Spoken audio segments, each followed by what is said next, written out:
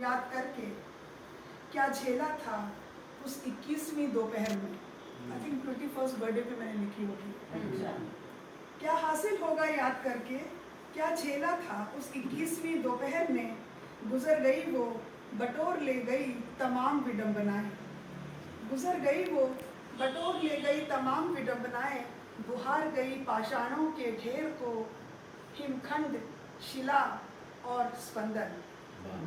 हिमखंड शिला और स्पंदन क्या सुन सकते हैं जीवन क्रंदन। थी वो अपूर्व एक ज्वलंत विभीषिका। थी वो अपूर्व एक ज्वलंत विभीषिका। उसका आंगन था दीवारें थी और बाहर एक कुआं भी।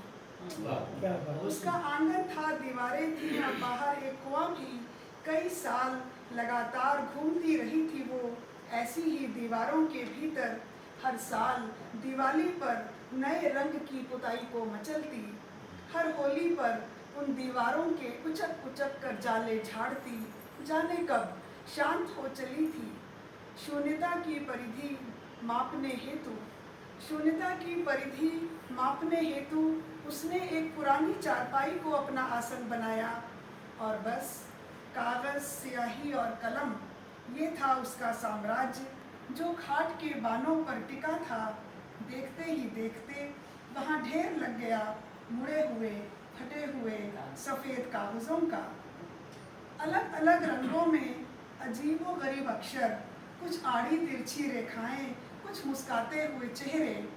चांद को देखते ही वो लकीरें जीवंत हो उठती थी। कभी कभार मुस्का देती थी उसके भोलेपन पे।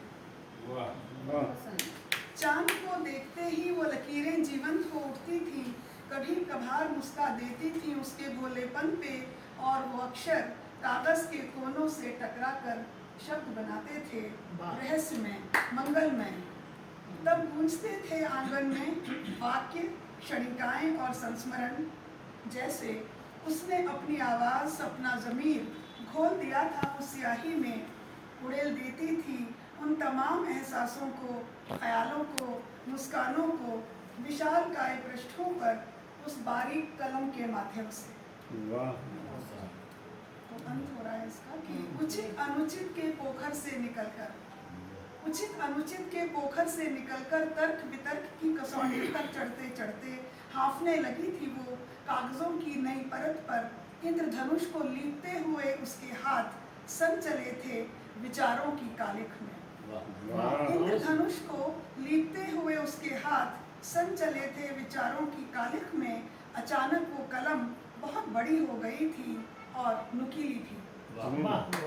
अचानक वो कलम बहुत बड़ी हो गई थी और नुकीली भी। उन सारे कागजों को बींध कर जकड़ लिया था उसने और एक स्वचालित ध्वज के समान खड़ी हो गई थी उस चारपाई पर।